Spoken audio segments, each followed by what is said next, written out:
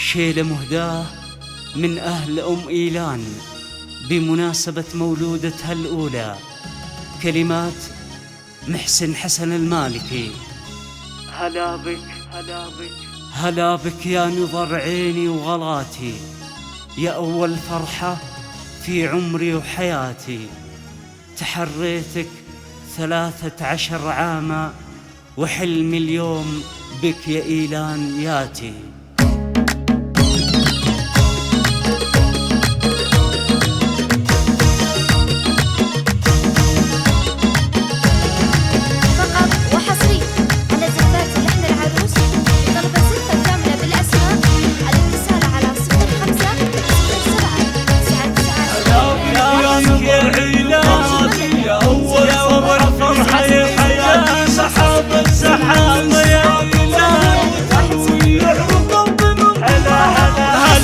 يا نظر